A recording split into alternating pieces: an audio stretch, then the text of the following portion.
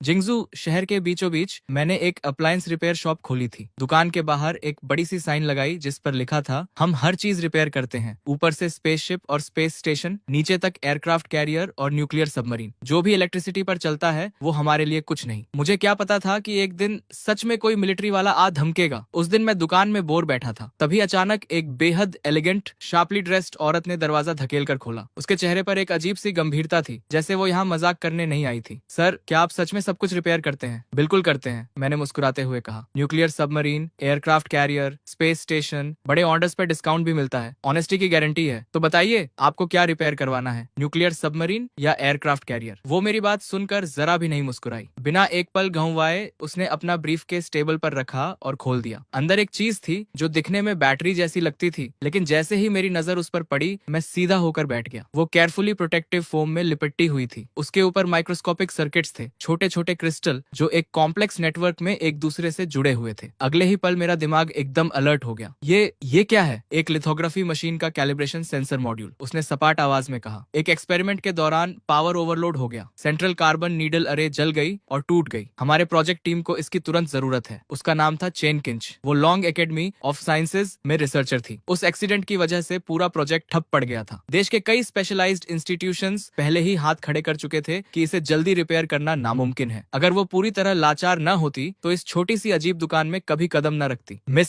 मैंने थोड़ा रुककर कहा, आप गलत जगह तो नहीं आ गई? हम यहाँ हाउस होल्ड अप्लायंसेज रिपेयर करते हैं। शायद पड़ोस की हार्डवेयर शॉप आपके ज्यादा काम आए। चेन किंच ने मेरा वो बेबस चेहरा देखा और उसकी आखिरी उम्मीद की किरण भी बुझ गई। उसने एक गहरी सांस ली, ब्रीफकेस उठाई और जाने लगी। सच ही तो था, देश के बड़े बड़े स्पेशलाइज्ड इंस्टीट्यूट्स हाथ खड़े कर चुके थे, तो एक साधारण रिपेयर वाला क्या करेगा? तभी मैंने मजाक छोड़ा। 6 महीने पहले मैं इस दुनिया में आया था और इस दुकान का मालिक बन गया था। साथ में मिली थी एक इनफाइनाइट रिपेयर सिस्टम। इन महीनों में बहुत अजीब अजीब चीजें देखी थी, लेकिन इतनी सोफिस्टिकेटेड चीज कभी नहीं आई थी। ये मौका मैं कैसे जाने देता? आपके पास जो कंपोनेंट है उससे लग रहा है ये C7 टाइप की लिथोग्राफी मशीन का हिस्सा है। चेन किंच एकदम रुक गई, जैसे पैर जमीन से चिपक गए हों। मॉडल बता सकते हो? इम्पैक्ट के वक्त पीक वैल्यू कितनी थी, कितने नैनो सेकंड्स तक रही, और प्रोब अरे के अलावा कोई और पार्ट डैमेज हुआ? ये सुनकर चेन किंच की सांसें थम गईं। उसे अपने कानों पर यकीन नहीं हो रहा था। एक अप्लायंस रिपेयर शॉप का मालिक इतने पॉइंटेड क्लासिफाइड सवाल पूछ रहा था। क्रीट वैल्यू नॉर्मल पावर की 15 गुना थी, उसने धीरे से कहा। इम्पैक्ट लगभग 3 से 5 नैनो सेकंड तक रही। बाकी कंपोनेंट्स का सेल्फ डायग्नोसिस नॉर्मल है। हम रिपेयरेबल है, लेकिन सस्ती नहीं होगी। पैसे की चिंता मत करो, बस फिक्स कर दो, मैं तुरंत फंडिंग अरेंज करती हूँ। मैंने हल्की सी मुस्कान के साथ 5 उंगलियां उठाई। 5 मिलियन या चेन 15? उसने दांत भींचे। कीमत बेतुकी थी, लेकिन अभी उसके पास नेगोशिएट करने का कोई ऑप्शन नहीं था। क्या सोच रही हो? 5 मिलियन नहीं, 500 युआन, 1 रुपया कम नहीं। और मेनली इसलिए क्योंकि इसे रिपेयर करने में बहुत इलेक्ट्रिसिटी लगेगी। 500 युआन? सच में? चेन पूरी तरह ठगी सी खड़ी थी। उसे लगा जैसे रियलिटी हिल गई हो। वो हड़बड़ाकर फोन निकालकर QR कोड स्कैन करने लगी। Instant payment received, 500 yuan. ये देखकर मैं खुलकर मुस्कुरा दिया। बिना जल्दबाजी के एंटी स्टैटिक ग्लव्स पहने, टेबल पर एक साफ सफेद कपड़ा बिछाया और बड़े आराम से मॉड्यूल को बॉक्स से निकाल कर रख दिया। System activate. अगले ही पल मेरे सामने एक इन्फॉर्मेशन पैनल अपीयर हुआ। Repairable item detected. C7 type lithography machine का calibration sensor module, damage level 88%, repair plan analysis complete. सब तैयारी करके मैं एक धूल भरी शेल्फ की तरफ गया और एक ग्लास आर्मर्ड बॉक्स उठाकर लाया। जैसे ही बॉक्स खुला, चेन किंच की आंखें फटी की फटी रह गईं। ये क्या है? उसे लगा था कि कोई सीक्रेट वेपन निकलेगा, लेकिन अंदर था एक बेतरतीब ढंग से मॉडिफाइड सोल्डरिंग आयरन, एक house hold hot air gun, एक इलेक्ट्रिक किचन मिक्सर और जगह जगह से बटोरा हुआ जंकयार्ड का सामान। बॉस, आप इस कबाड़ से मेरी फोटोलिथोग्राफी मशीन का पार्ट रिपेयर करने वाले हो? घबराओ मत, मैंने मुस्कुराते हुए कहा। ये सब इक्विपमेंट फैमिली एयरलूम है। अपोलो मिशन के जमाने में इससे पार्ट्स पॉलिश होते थे। लिथोग्राफी मशीन न होती तो मैं इसे निकालता भी नहीं। Apollo mission? चेन किंच के मुंह का कोना फड़का। पछतावा तो था कि यहाँ आई क्यों, लेकिन अब कोई चारा नहीं था। एक बार और ट्राई तो करना ही था। मैंने हेयर ड्रायर उठाया और मॉड्यूल पर चलाने लगा। न कोई हीट थी, बस हल्की सी ओजोन की स्मेल। लेकिन तभी चेन किंच ने हैरान होकर देखा कि माइक्रोमीटर स्केल सर्किट्स में कुछ हो रहा था। ये क्या है? इलेक्ट्रो डिट्रैक्शन इफेक्ट की रिवर्स रिएक्शन। एक स्पेसिफिक फ्रीक्वेंसी को पल्स में कन्वर्ट करके मेटालिक प्लास्टिक ट्रे की मेमोरी रिस्टोर की जा रही है। सिंपल वर्ड्स में उसे उसकी ओरिजिनल शेप याद दिलाई जा रही है। चेन अभी इस झटके से उभरी भी नहीं थी कि मैंने वो सोल्डरिंग आयरन प्लग इन कर दी। उसकी टिप पर एक बारीक नीडल लगी थी और वो धीरे धीरे रेड हॉट होने लगी। चेन का दिल फिर से तेज धड़कने लगा। इस जलती हुई नीडल से क्या करोगे? लेकिन मेरे चेहरे पर उस वक्त जो कॉन्सेंट्रेशन थी वो मैंने पहले कभी नहीं दिखाई थी। नीडल एकदम स्टिल थी। बहुत धीरे धीरे मैं उसे डैमेज प्रोब अरे के पास ले गया। जैसे ही टिप पास आई, एक बेयरली विजिबल इलेक्ट्रिक आर्क क्रैकल करने लगा। चेन ने वो नजारा देखा जो वो जिंदगी में कभी नहीं भूलेगी। आंखें बंद करो, मैंने कहा। ये बस कोल्ड एटम ग्लास है। लॉन्ग इंस्टीट्यूट के रिसर्चर्स इतने इंप्रेशनेबल क्यों होते हैं, जैसे कोल्ड एटम ग्लास पहले कभी देखा ही नहीं। लेकिन ये टेक्नोलॉजी, हम तो इसे फ्यूचर टेक्नोलॉजीज के आर्टिकल्स में लिखने से भी डरते हैं। चेन की आवाज कांप रही थी। उसे लग रहा था जैसे दशकों की मेहनत से बनाए गए साइंस के विजन को इस आदमी ने कबाड़ से तहस नहस कर दिया हो। ठीक है, आखिरी स्टेप, प्रोब नेटवर्क और माइक्रोमीटर सर्किट्स रीबिल्ड करना है। चेन उसे देखती रही, आंखें चौड़ी। मैंने एक बिस्किट टिन से कुछ पाउडर निकाला, एक छोटी सी ग्लास वायल में डाला, फिर उसमें एक विस्क डुबोकर ऑन कर दिया। ये अल्ट्रासोनिक सस्पेंशन नेबुलाइजेशन है। ओह, तुम जानते हो? लगता है तो है। मतलब रिसर्चर बुरे नहीं हो तुम। मैंने हल्की सी स्माइल दी और सोल्डरिंग आयरन ऑन की। एक स्पेशल मैग्नीफाइंग ग्लास के थ्रू चेन ने देखा कि जले हुए बेसिक सर्किट्स लाइटनिंग स्पीड से खुद को रिपेयर कर रहे थे और रिपेयर्ड सर्किट्स पहले से भी ज्यादा परफेक्ट थे। कुछ देर बाद मेरे माथे पर पसीने की बारीक बूंदें आ गईं। हो गया, मानना पड़ेगा, इस चीज की प्रिसीजन वाकई बहुत हाई है। ये सुनते ही चेन किंच की आंखें पूरी तरह खुल गईं। हो गया? आधे घंटे भी नहीं लगे। सच में इस पिन और बिस्कुट टिन के सामान से फिक्स हो गई। मेरी स्किल्स पर शक है क्या? शुरू से देख रही थी, अगर नहीं तो चेक कर लो खुद। और हाँ, मैंने तुम्हारी फोटोलिथोग्राफी मशीन की प्रिसीजन भी इम्प्रूव कर दी है, तो उसका एक्स्ट्रा चार्ज लगेगा। ये वर्ड्स सुनकर चेन के मन में एक तरफ कोल्ड एटम ग्लास और अल्ट्रासोनिक नेबुलाइजेशन के वो सीन्स गूंज रहे थे और दूसरी तरफ ये महान जीनियस अब पैसों की बात कर रहा था। दुनिया का सबसे अजीब इंसान। बॉस, पहले जो आपने इलेक्ट्रिसिटी वाली बात कही थी उसका मतलब क्या था? बताया था ना, फैमिली सीक्रेट टेक्निक है, आगे नहीं बताते। लेकिन लिथोग्राफी मशीन्स तो ज्यादा पुरानी है नहीं, आपके एंसेस्टर्स काफी जवान रहे होंगे। एक्स्ट्रा चार्ज कितना? मैंने 3 उंगलियां उठाई। 30,000 या 3? चेन फिर से हक्की बक्की। ज्यादा दे दे तो भी बुरा, कम दे तो भी बुरा। 300? मिस, स्टेट का पैसा यूं हल्के में मत लो। 300 युआन, 1-1 छोड़ो। चेन किंच की चौड़ी आंखों में अविश्वास चमक रहा था। फिक्स हो गई? और इतना कम मांग रहे हो? ये फोटोलिथोग्राफी टेक्नोलॉजी है, मिलियंस मांगते तो भी देने पड़ते। 800 युआन, 1 पैसा कम नहीं। और हाँ, एक बात बताना भूल गया था, तुम्हारे मास्क की प्रिसीजन भी रिकैलिब्रेट कर दी। सॉरी, वो थोड़ा पुराना था, मुझसे रहा नहीं गया। ओरिजिनल रेजोनेंस फ्रीक्वेंसी थोड़ी कोर्स थी, मैंने 1 परसेंटेज पॉइंट ऊपर कर दी। तुम्हारे प्रोजेक्ट पर कोई खास फर्क नहीं पड़ेगा ना? कितना कहा? 1 परसेंटेज पॉइंट? चेन किंच की सांस रुक गई। एक रिसर्चर होने के नाते वो जानती थी कि वो 1 परसेंटेज पॉइंट कितनी बड़ी बात है। सर, क्या मैं आपका कॉन्टैक्ट ले सकती हूँ? क्यों? मैं एक रिस्पेक्टेबल आदमी हूँ। तुम्हारी चीज फिक्स कर दी, अब और क्या चाहिए? नहीं, एक्चुअली अगर कभी कुछ और फिक्स करवाना हो तो मुझे पता है, डर है कि रिपेयर होल्ड नहीं करेगी और मुझे ढूंढ नहीं पाओगी। नहीं, ऐसा नहीं, घबराओ मत, दुकान यही है, जब चाहो आ जाओ। अगर ठीक से फिक्स नहीं हुई तो 800 युआन वापस। चेन किंच के होठों का कोना एक बार खिंचा, फिर वो रिपोर्ट फाइल करने के लिए पलट गई। लेकिन जैसे ही बाहर निकली, फोन बजा। स्क्रीन पर नाम था डायरेक्टर जू। जैंगलिंग शू, कहाँ हो तुम? मैंने फोटोलिथोग्राफी मशीन का मॉड्यूल रिपेयर करवाने को नहीं कहा था। डायरेक्टर, चिंता मत करो, फिक्स हो गई, वापस लेकर आ रही हूँ। फिक्स हो गई? कहाँ करवाई? एक अप्लायंस रिपेयर शॉप में। लाइन पर एक लंबी खामोशी छाई, फिर धीरे से आवाज आई, कहाँ हो? मैं खुद आता हूँ। सड़क पर रिसर्च इंस्टीट्यूट की कार तेज रफ्तार से भागी जा रही थी। जो का चेहरा सफेद पड़ा हुआ था, ब्रीफकेस गोद में पकड़ी थी, नसें तनी हुई थी। वो जानता था डायरेक्टर अब ब्लास्ट करेगा, लेकिन उसका दिमाग बार बार उस कबाड़नुमा टूल्स और उस अजीब दुकान वाले की तरफ जाता था। उसे लगा जैसे कोई हास्यास्पद सपना देख आई हो। इंस्टीट्यूट के गेट पर पहले से सारी प्रोजेक्ट टीम्स के रिसर्चर्स जमा थे। जैसे ही कार रुकी, भीड़ टूट पड़ी। लिंचू, क्या मॉड्यूल फिक्स हो गया? दिखाओ जल्दी, हमारा प्रोजेक्ट और नहीं रुक सकता। फिक्स हुई? शायद। या तो हुई या नहीं हुई। ये शायद क्या है? और कहाँ फिक्स करवाई? स्पेशलिस्ट एजेंसी ने तो महीनों लगने की बात कही थी। अप्लायंस रिपेयर शॉप में। पूरी भीड़ की सांसें थम गईं। Appliance repair shop photolithography machine की? ये क्या नॉनसेंस है? जैंगलिंग शू, तुम्हारा दिमाग तो ठीक है ना? जैंगलिंग शू कांप रही थी, आंखों में आंसू आने वाले थे। बस, सब चुप। डायरेक्टर की आवाज ने सबको फ्रीज कर दिया। जैंगलिंग शू, कंफर्म करो, फिक्स हुई? वो ब्लैंक दिमाग से बस सिर हिला दिया। ठीक है, क्लीन रूम लैब 1 में ले जाओ, टेस्टिंग होगी। अगर फिक्स हुई तो कारनामा हो जाएगा, अगर नहीं हुई कोर्ट मार्टियल के लिए तैयार रहो। बस यही था। अब सारी उम्मीदें उस सीमिंगली अनरिलायबल दुकान वाले पर टिकी थी। क्लीन रूम लैब 1 के अंदर प्रोटेक्टिव सूट्स में टेक्नीशियंस ने बड़े ध्यान से मॉड्यूल को बॉक्स से निकाला और टेस्टिंग शुरू की। भगवान, ये सोल्डरिंग टेक्निक क्या है? रिपेयर्ड सर्किट्स तो बेहद खूबसूरत हैं। लगता है जैंगलिंग शू ने कोई ऐसा एक्सपर्ट ढूंढा जिसे हम नहीं जानते थे। ये तो ओरिजिनल फैक्ट्री से निकला हुआ लग रहा है। नहीं, रुको, ये ओरिजिनल से भी ज्यादा परफेक्ट परफेक्ट है, रिपेयर का कोई निशान तक नहीं। तभी एक रिसर्चर ने चिल्लाकर कहा, ये मटेरियल सस्पिशियस है, इमीडिएटली एनालाइज करो। सर, हमारे डेटाबेस में ये मटेरियल नहीं है। डेटाबेस में नहीं है? 2026 हो गया है और अभी भी अननोन मटेरियल्स हैं दुनिया में। जल्दी पावर ऑन करो टेस्टिंग के लिए। जू अब अपनी एक्साइटमेंट छुपा नहीं पा रहा था। बड़े स्क्रीन पर एक एक करके ग्रीन मैसेजेस आने लगे। Power system self check complete, no anomalies, internal logic unit check complete, circuit test complete, values within control range. हर अनाउंसमेंट के साथ कमरे में मौजूद हर इंसान का दिल एक धड़कन ज्यादा धड़क रहा था। जो मॉड्यूल फिजिकली डिस्ट्रॉयड घोषित हो चुका था, वो एक एक वेरिफिकेशन प्रोसीजर पास करता जा रहा था। ये तो साइंटिफिक ही नहीं है, एक्यूरेसी टेस्ट रन करो। जू की बॉडी सुन्न पड़ गई। वो चेयर में धंस गया जैसे सारी एनर्जी निकल गई हो। सर, वैल्यूज स्ट्रेन्स हैं। ये सुनते ही जू की मुट्ठियां भिंच गईं। हथेलियों का पसीना आस्तीन तक भिगो गया। तो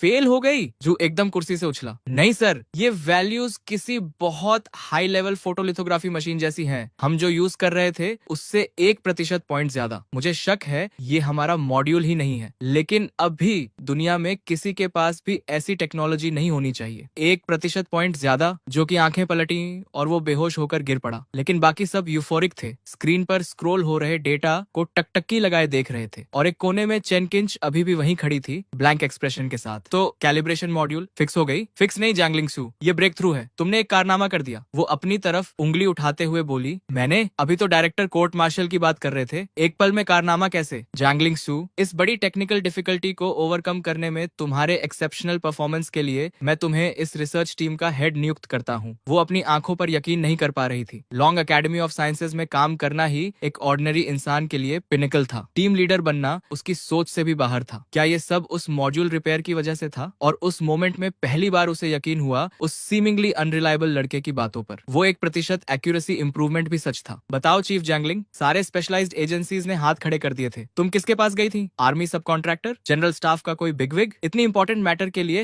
हम भी पर्सनली जाकर थैंक्स करना चाहते हैं। मैं झूठ नहीं बोल रही, सच में एक छोटी सी लोकल रिपेयर शॉप में फिक्स हुई। Repair stand? टीवी फिक्स करना भी कॉम्प्लिकेटेड है वहाँ। हम फोटोलिथोग्राफी मशीन की बात कर रहे हैं। लिंक्सू, मजाक कर रही हो ना? बिल्कुल नहीं। उस वक्त सच में कोई चॉइस नहीं थी, इसीलिए वहां गई। दरवाजे पर लगी वो साइन ही थी जिसने उसकी नजर खींची। साइन पर लिखा था, ऊपर स्पेसशिप और स्पेस स्टेशन रिपेयर सिखाई जाती है, नीचे एयरक्राफ्ट कैरियर और न्यूक्लियर सबमरीन। जो भी इलेक्ट्रिसिटी पर चलता है वो यहाँ फिक्स होता है। पूरी लेबोरेटरी में एक पल के लिए मौत जैसी खामोशी छा गई। तो मैं अंदर चली गई। बॉस ने soldering iron, hot air gun और मिक्सर से वो मॉड्यूल रिपेयर किया और अंत में कुल 800 युआन लिए। जैसे जैसे वो बोलती जा रही थी उसकी आवाज कमजोर होती जा रही थी। उस मोमेंट में चैन किंच की तरफ सभी की नजरें घूम गईं और हर आंख में हैरानी और अविश्वास था। फोटोलिथोग्राफी मशीन रिपेयर करने के लिए एक रिपेयर शॉप? लेकिन ये तो बिल्कुल नॉनसेंस है। अगर उस आदमी में सच में इतना टैलेंट होता तो पूरी दुनिया उसके पीछे पड़ी होती। तभी जू आगे बढ़ा और ऊंची आवाज में बोला, ये मैटर अब टॉप सीक्रेट क्लासिफाइड है। जो भी इसके बारे में बात करेगा उस पर एस्पियोनाज का आरोप लगेगा। प्रोजेक्ट टीम, इस नई प्रिसीजन लेवल के साथ एक नई चिप सीरीज तुरंत मैन्युफैक्चर करो। मुझे जल्द से जल्द रिजल्ट्स चाहिए। फिर उसने चेन किंच की तरफ इशारा किया। जैंगलिंग शू, अभी जाना मत। उस शॉप का एड्रेस याद है? हाँ, परफेक्ट, मुझे वहां ले चलो। मैं उस बॉस से पर्सनली मिलना चाहता हूँ। 1 मिनट रुको,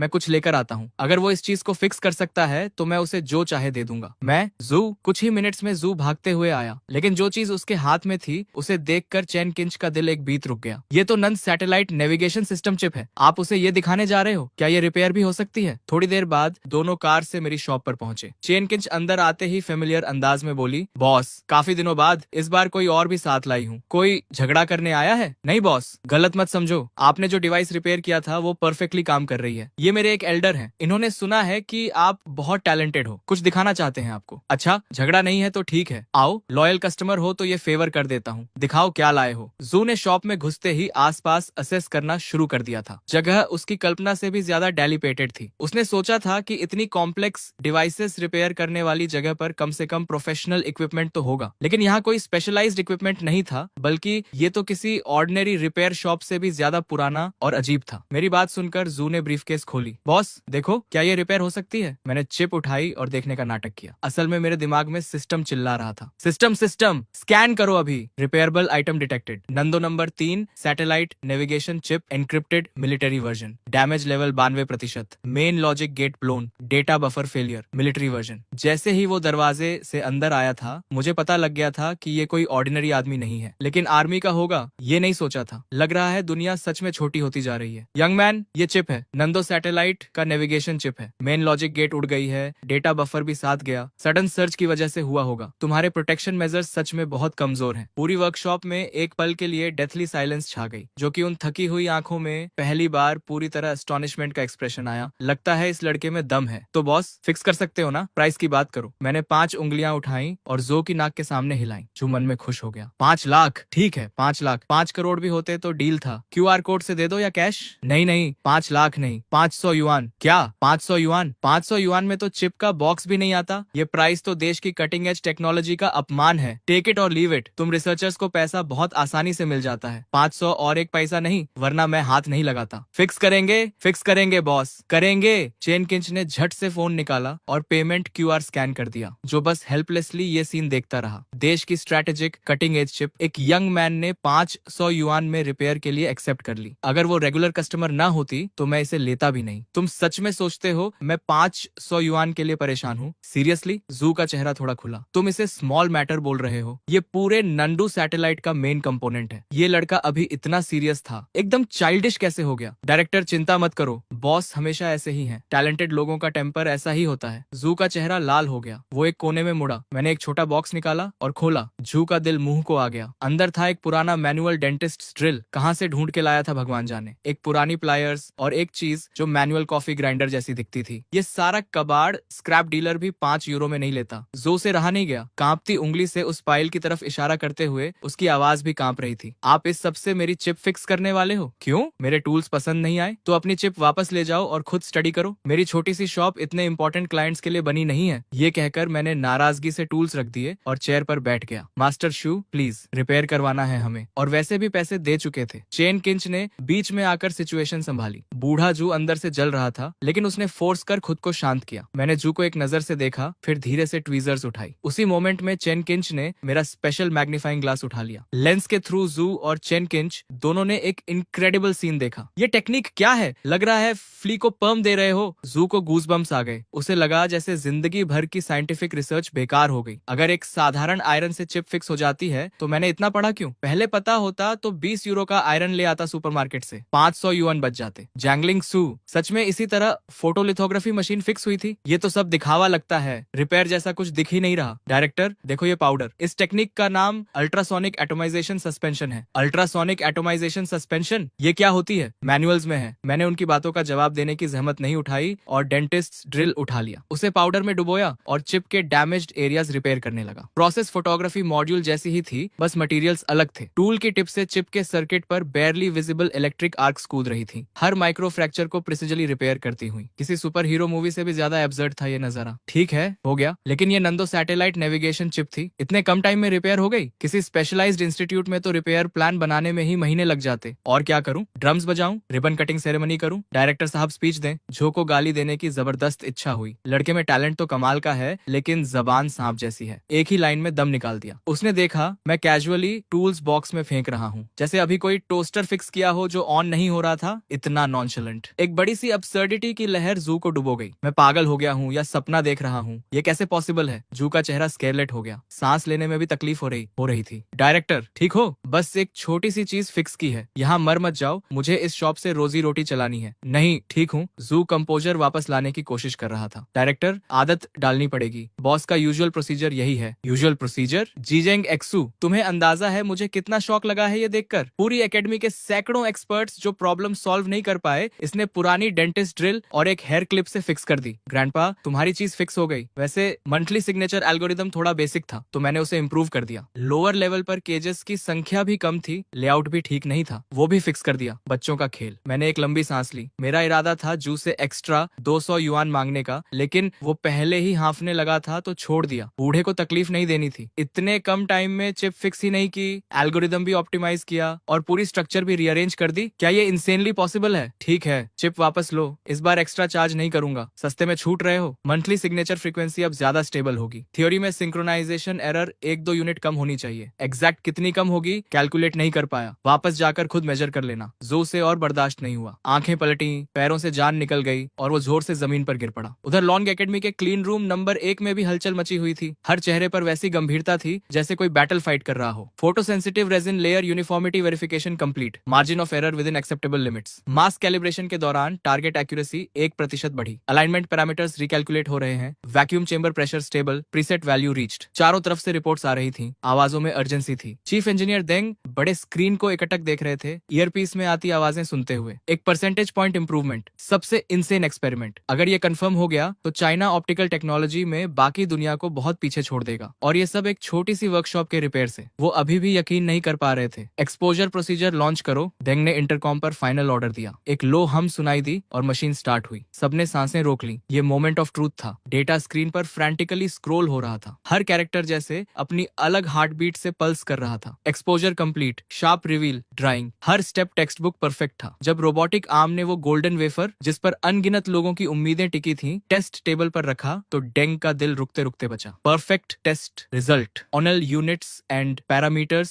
normal, structure intact, effective accuracy increased by 1.2%। पूरी लेबोरेटरी में सन्नाटा छा गया। सब वुडन स्टैच्यूज बन गए। हमने कर दिया, हमने कर दिया, भगवान मैं सपने में तो नहीं हूँ। सब हंसने लगे, लेकिन आंसू झरने की तरह बह रहे थे। देंग ब्लैंक नजरों से स्क्रीन को देखते रहे। उनका पूरा बॉडी अनकंट्रोलेबली कांप रहा था। इतने सालों की पढ़ाई, इतना नॉलेज और एक अप्लायंस रिपेयरमैन ने उसे पल भर में धूल में मिला दिया। उसी वक्त यूक्सिया के टॉप लीडर्स की मीटिंग रूम में माहौल बेहद भारी था। 10 मीटर से लंबी कॉन्फ्रेंस टेबल पर देश के सबसे इन्फ्लुएंशियल साइंटिस्ट्स बैठे थे। सबने जू की रिपोर्ट पढ़ी है ना? तो क्या लगता है? सॉम मिन्योन ने टेबल पर टैप करते हुए कहा। उनकी आवाज में एक दबी हुई एंगर थी। टेबल पर लॉन्ग एकेडमी के 7वीं इंस्टीट्यूट की नई रिपोर्ट रखी थी। कोई बात करने की जरूरत नहीं, जो चाहे कर रहे हैं। C7 फोटोलिथोग्राफी मशीन का कैलिब्रेशन मॉड्यूल, ये तो सिस्टम का हार्ट है। पूरी दुनिया में गिनती के कंट्रीज हैं जो इसे रिपेयर कर सकते हैं, और इन्होंने एक अप्लायंस रिपेयरमैन को दे दिया। क्या फोटोग्राफी मशीन को टीवी समझ रखा है? डीन यान ने मुट्ठी टेबल पर मारी और उठ खड़े हुए। चेहरा गुस्से से लाल था। मैं डीन यान से सहमत हूँ, और ये रिपोर्ट में एंसेस्ट्रल नो हाउ और कॉमन पीपल का मास्टर क्या बकवास है। लगता है कोई शिवलरिक रोमांस पढ़ रहे हो। मेरी राय में जो इतने प्रेशर में है कि हैलुसिनेट कर रहे हैं। सालों से वेस्टर्न कंट्रीज हमारा गला दबाए हुए हैं। सबकी इंपेशेंस समझ आती है, लेकिन ऐसे मोमेंट्स में ही कूल हेड रखना जरूरी होता है। जो कर रहे हैं वो रिपोर्ट फल्सिफाई करना है। ये सिंपल प्रोफेशनल एरर नहीं, ये serious breach on off discipline है। मीटिंग रूम का माहौल और भारी होता गया। लगभग सबकी राय एक ही थी। सोम मग्न बड़े ध्यान से सब सुन रहे थे। उनकी भौहें और ज्यादा सिकुड़ती जा रही थी। वो जानते थे जो कोई ऐसे वैसे साइंटिस्ट नहीं है जो हल्की बात नहीं करते। शायद कोई और एक्सप्लेनेशन हो। मेरी राय में 7वीं इंस्टीट्यूट के सभी रिसर्च प्रोजेक्ट्स तुरंत हॉल्ट करने चाहिए और इन्वेस्टिगेटिव टीम भेजनी चाहिए। हाँ, अग्रीड। सम मिन्योन ने भीड़ का गुस्सा ऑब्जर्व किया और एक लंबी सांस ली। इस बार जू तुमने सच में ज्यादा ही कर दिया। तभी अचानक मीटिंग रूम का दरवाजा खटखटाया गया। सेक्रेटरी का चेहरा लाल था। मिनिस्टर, 7वीं रिसर्च इंस्टीट्यूट से अभी एक और अर्जेंट रिपोर्ट आई है। जो फिर कब रुकेंगे? ये अगली रिपोर्ट में लिखेंगे गंडम बना दिया। डीन यान ने कंटेम्प्ट से नाक सिकोड़ी। चेहरा और गंभीर होता जा रहा था। रिपोर्ट में लिखा है कि 7वीं इंस्टीट्यूट ने एक नई इलेक्ट्रॉनिक चिप डेवलप की है। कंप्लीटली नया एटिंग स्टैंडर्ड यूज हुआ है। कंप्लीटली नया मतलब रिपोर्ट के अकॉर्डिंग इसकी एक्यूरेसी हमारी करंट चिप्स से 1% पॉइंट ज्यादा है। ये सुनते ही मीटिंग रूम में पहले खामोशी छाई, फिर लिटरली उखड़ पड़ा। 1% पॉइंट? जानते हो इसका क्या मतलब है? वो रिपोर्ट लाओ जल्दी। डीन युआन ने रिपोर्ट की तरफ झपट्टा मारा और एक झटके में उठा ली। पढ़ते पढ़ते उनका पूरा बॉडी कांपने लगा। रोके नहीं रुक रहा था। डीन युआन ने रिपोर्ट की तरफ झपट्टा मारा और एक झटके में उठा ली। पढ़ते पढ़ते उनका पूरा बॉडी कांपने लगा। रोके नहीं रुक रहा था। डीन, क्या हुआ? ठीक हो? ये फिगर्स सही हैं, लेकिन ये पॉसिबल कैसे है? इंसान झूठ बोल सकता है लेकिन नंबर्स नहीं। इतने सालों की रिसर्च में डेटा में जरा सी भी गड़बड़ी वो पल भर में पकड़ लेते थे, लेकिन इस रिपोर्ट के फिगर्स बिल्कुल एक्यूरेट थे। मैं पहले ही कहता था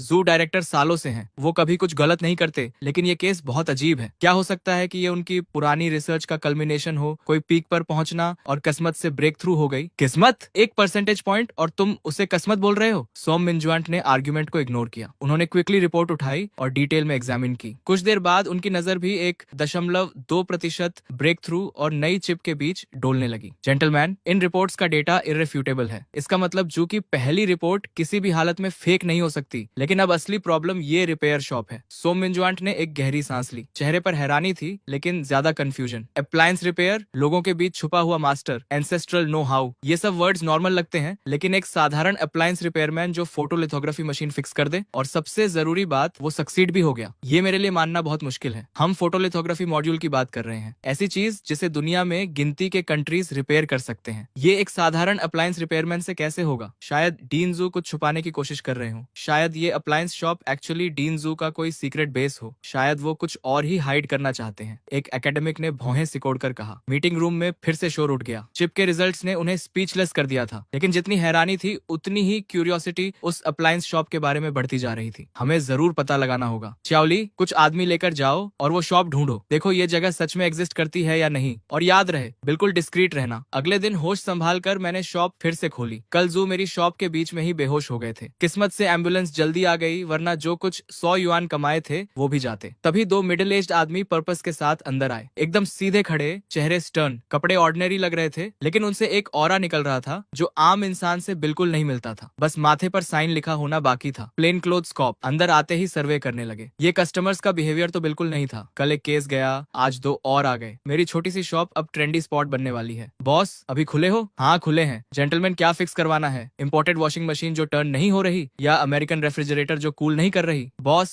ये देखो। एक आदमी ने एक छोटी स्क्वायर सी डिवाइस काउंटर पर रख दी। कोई स्पेशल पैकेजिंग नहीं। ये क्या है? पुराना MP3 प्लेयर या पुरानी पावर बैंक? हाँ यही है, पुराना म्यूजिक प्लेयर। बॉस, फिक्स हो सकता है। Music player? तुम्हारा म्यूजिक प्लेयर ऐसा दिखता है? किसे बेवकूफ बना रहे हो? जैसे ही वो दोनों अंदर आए थे, मैंने उनके पास मौजूद सभी इलेक्ट्रॉनिक डिवाइसेस स्कैन कर लिए थे। जो डिवाइस उन्होंने दिखाई वो एक ब्लैक ब्रदर मिलिट्री सिफर मशीन थी। मलफंक्शन का कारण था एक इम्प्रॉपर पावर आउटेज से ट्रिगर्ड सिक्योरिटी लॉक। ये दोनों रिपेयर करवाने नहीं आए, टेस्ट करने आए हैं मुझे। ये नई नहीं लगती, फिक्स करना कॉम्प्लिकेटेड हो सकता है, लेकिन पुरानी चीजों पर ही असली क्राफ्ट्समैनशिप की पहचान होती है। अक्सर टूटी नहीं होती, बस एक्टिंग अप कर रही होती है। मैंने ट्रैकिंग डिवाइस हाथ में तोली। दोनों ने एक दूसरे को देखा, बिविल्डर्ड। मेरे मिस्टीरियस गेम के सामने उनका पेशेंस क्लियरली खत्म होने लगा था। इस बार मैंने इलेक्ट्रिक इक्विपमेंट भी नहीं निकाली, बस डिवाइस को उंगलियों से टैप किया। रिदमिक और स्लो टैपिंग। सुनने में सिंपल लग रहा था, लेकिन सामने के दोनों आदमी पसीने में भीग चुके थे। वो इमरजेंसी रिसेट कोड टाइप कर रहे थे।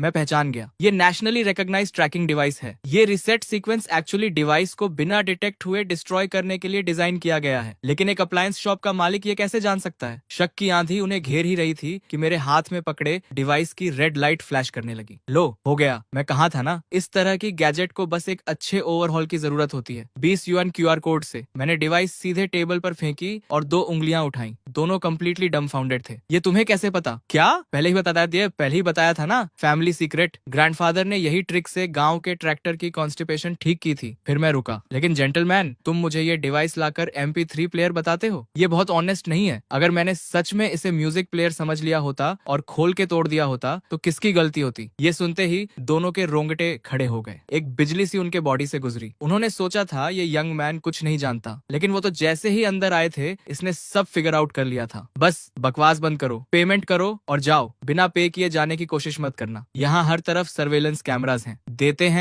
हैं। दोनों फ्रेनेटिकली फोन निकालकर 20 युआन स्कैन करने लगे। और कुछ काम है? फिक्स हो गई तो जाते क्यों नहीं? मैंने पेमेंट कंफर्मेशन देखी। वो दोनों अजीब नजरों से मुझे देखते हुए तेजी से बाहर निकल गए, जैसे आग लगी हो।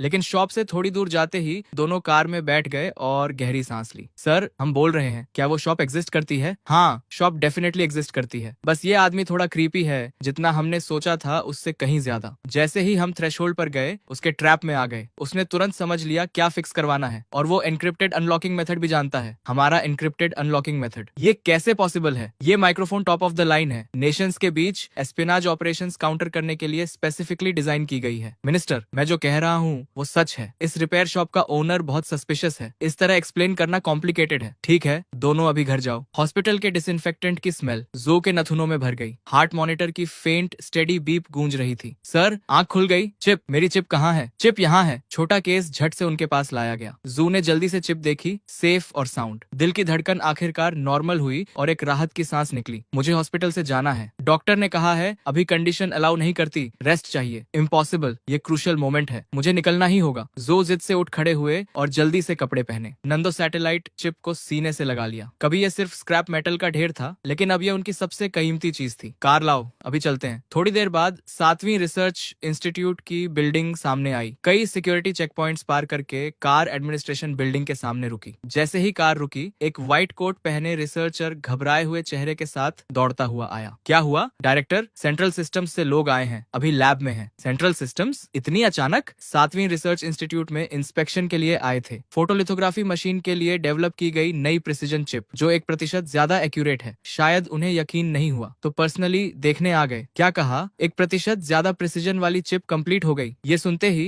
जो की आंखें लगभग निकल पड़ी। हाँ, कंप्लीट हो गई। आप और टीम लीडर जो के जाने के कुछ देर बाद ही हम सक्सेस हो गए। परफेक्ट। लेकिन रिपोर्ट सबमिट करने की ऑथराइजेशन किसने दी? रिपोर्ट तभी सबमिट होती है जब पूरा कॉन्फिडेंस हो। चिप अभी बैरली कंप्लीट हुई है और इन्होंने रश करके सेंट्रल सिस्टम को भेज दी। अगर कोई लास्ट मिनट अनफोर्सीन इवेंट आया तो ये साइंटिफिक डेटा और मिलिट्री इंटेलिजेंस फॉल्सिफाई करना होगा। हाई ट्रेजन जितना सीरियस क्राइम। ये ट्रबल ढूंढ रहे हैं क्या? बस सभी प्रोजेक्ट मेंबर्स को अभी बुलाओ। जो भी न्यू चिप डेवलपमेंट में था सब लैब में इकट्ठा हो। जो ने मुड़कर लैब की तरफ दौड़ लगा दी। विशाल क्लीन रूम में एक ग्रुप खड़ा था। फोटोलिथोग्राफी मशीन के आसपास जमा होकर इशारे करते हुए बात कर रहे थे। आगे था यान सेंट्रल सिस्टम के टॉप पर। कैलिब्रेशन मॉड्यूल का फीडबैक लूप मैक्सिमम तक ऑप्टिमाइज हो गया है। ऑप्टिकल पार्ट कंपेंसेशन भी कंप्लीटली रीडिजाइन हुई है। ये टेक्नोलॉजी का सच में कमाल है। और सबसे इंप्रेसिव बात यह है कि ये सारी ऑप्टिमाइजेशंस एग्जिस्टिंग आर्किटेक्चर पर इंप्लीमेंट हुई हैं, एक भी बेसिक प्रोटोकॉल बदले बिना। ये कैसे पॉसिबल है? डायरेक्टर जू, बताइए आपकी लैब में हो क्या रहा है? लिथोग्राफी मशीन छोड़ो, सिर्फ चिप की बात करो। इसकी ऐसी स्ट्रक्चर क्यों है? जू के मुंह में जो प्लेजेंट्रीज आ रही थी वो गले में ही अटक गई। एक्सप्लेन करो। लेकिन एक्सप्लेन क्या करें? भगवान, चिप उन्होंने खुद डेवलप की और एक्सप्लेन करना मुश्किल है। ऑनरेबल एकेडमिक्स, ये एक्सप्लेन करना थोड़ा कॉम्प्लिकेटेड है। अगर डायरेक्टली टेस्ट डेटा पर चले तो ज्यादा क्लियर होगा। कोई भी एक्सप्लेनेशन रॉ डेटा जितनी इंपैक्टफुल नहीं होगी। नई चिप को बड़े ध्यान से उठाकर बीजीजी प्लेटफॉर्म के टेस्ट स्लॉट में रखा गया। एक साउंड आई और स्लॉट ऑटोमेटिकली लॉक हो गया। सेल्फ डायग्नोस्टिक एनवायरनमेंट इनिशिएट हुआ। Vacuum environment okay. Temperature stabilised at 21.5 degree Celsius. Electromagnetic shielding activated. Low frequency calibration accuracy test initiate हो रहा है। Calibration module response time 3.8 nanoseconds. Stable operation. Optical path deviation correction rate 12.5 micron. Design specification से 1.2% ज्यादा। इन reports को सुनते ही भीड़ में excitement की लहर दौड़ गई। एक सिंपल बेसिक टेस्ट ने ही उन्हें स्पीचलेस कर दिया। यान लाओ, ये फिगर्स ऑलरेडी अस्टाउंडिंग है। हमारी स्टैंडर्ड लिथोग्राफी मशीन का करेक्शन रेट पीक पर 12.1 माइक्रोमीटर्स डिजाइन था। यान लाओ ने सिर हिलाया। चेहरे पर कोई इमोशन नहीं था। Basic test validated. Second phase का high intensity lot testing launch करो। जू का चेहरा भी इंप्रेसिव था, लेकिन जो कांपना रोके नहीं रुक रहा था वो अंदर की बेचैनी को बता रहा था। कमांड्स कंप्लीट हुए। होलोग्राफिक प्रोजेक्शन इंस्टेंटली अपीयर हुई। डेटा की एक फ्लड पागलों की तरह चिप से सर्च कर रही थी। ये टेस्ट सिमुलेट कर रहा था लिथोग्राफी मशीन को एक्सट्रीम कंडीशंस में, बहुत हाई प्रिसीजन एक्सपोजर स्टेट और complex computational state. Chip utilization rate 99.6%। Temperature rise 45 degree, 67 degree, 70 degree, सब कुछ इसी पर टिका था। लेबोरेटरी में साइलेंस छा गई। बस नर्वसली निगलने की आवाजें सुनाई दे रही थी। पिछले टेस्ट में जैसे ही चिप सेफ्टी